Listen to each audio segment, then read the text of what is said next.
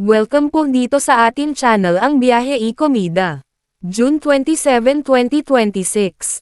Sa panayam ni Coco Martin at Julia Montes sa YouTube channel ni OG Diaz, muling naitanong sa kanila ang matagal ng usap-usapan kung kasal na ba sila.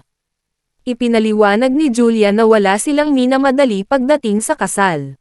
Aniya, may mga kakilala silang nagkaroon ng problema matapos magpakasal kaya mas gusto nilang hintayin ang tamang panahon. Ayon kay Julia, masaya at matatag ang kanilang relasyon sa kasalukuyan at pareho silang naniniwalang darating din ang tamang oras para sa kasal kapag handa na silang dalawa. Ibinahagi rin ni Coco na si Julia pa mismo ang nagmumungkahi tungkol sa prenuptial agreement at palaging nagpapaalala na dapat nilang pangalagaan ang kanilang mga pinaghirapang ari-arian. Dagdag pa ni Julia, tuwing may malaking gastos o proyekto sa bahay, sinisiguro niyang may mga dokumentong pirmado nilang dalawa bilang patunay ng bawat transaksyon. Aniya, hindi ito dahil sa kawalan ng tiwala, kundi para sa transparency at maayos na pamamahala ng kanilang pera. Sa usapin naman ng selos, sinabi ni Coco na mahalaga sa kanila ang pagiging bukas sa isa't isa. Dahil sa kanyang trabaho bilang aktor, ipinapalam niya kay Julia ang kanyang schedule at oras ng pag-uwi upang maiwasan ang hindi pagkakaunawaan.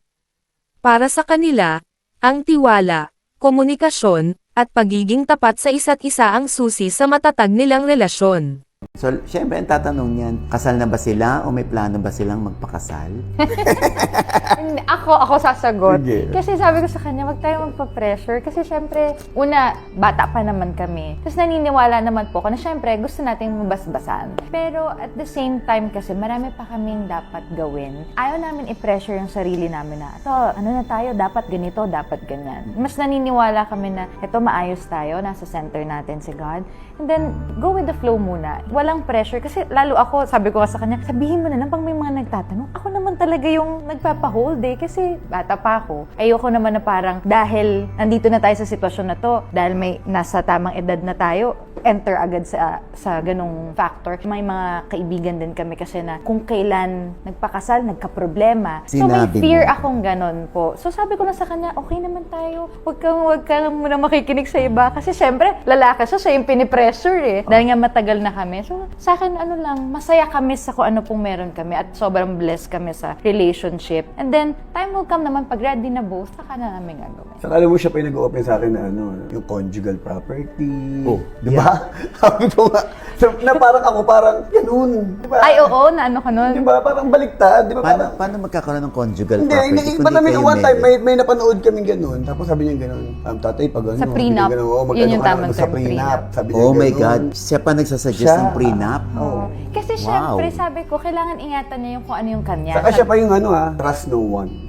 Oo. Every time na bawa, kunyari sa bahay, siya yung nag-ayos lahat eh. Pag may ginastos siya na, kunyari kailangang paayos sa bahay, ganun. May papipirmahan sa akin yan.